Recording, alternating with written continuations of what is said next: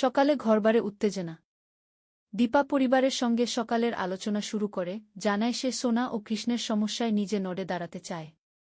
কুন্তলার পরিকল্পনা প্রথম ধোয়াতেই ফাঁস, সোনা চাপের মুখে বিস্ময় হতে থাকে। এখানে দীপার দ্বি অবস্থান প্রথমবার স্পষ্ট হয়।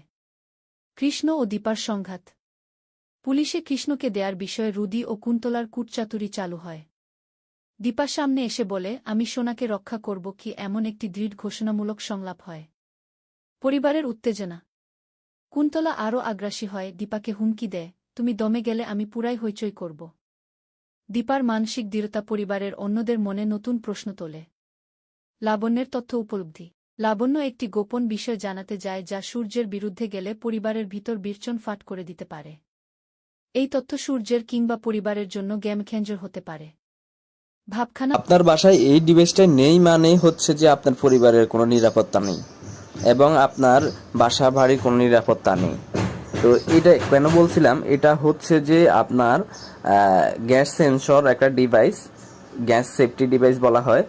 এটা আপনার বাসায় যে গ্যাসের সিলিন্ডার আছে ওটার রেগুলেটর। তো এটার কাজ হচ্ছে কি, এটার কাজ হচ্ছে আপনার চুলায় যদি কোনো লিক করে, গ্যাস লিক করে, বা পাইপে যদি কোনো গ্যাস লিক করে, বা বাতের মার চুলাতে পড়লে আগুন যদি নিভে যায়, সাথে সাথে আপনার এই সেফটি ডিভাইসটা গ্যাসের লাইনকে অফ করে দিবে। আপনার পরিবারের সুরক্ষার জন্য আপনি এই ডিভাইসটা নিতে পারেন। সারা বাংলাদেশের মধ্যে হোম ডেলিভারি দেওয়া হচ্ছে। আজকে দীপার জন্মদিন, তাই বাসাতে ধুমধাম করে জন্মদিন পালন করা হচ্ছে।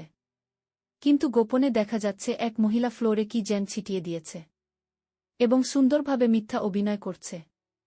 তাকে জিজ্ঞেস করা হলো, আপনি ফ্লোরে কি করছেন?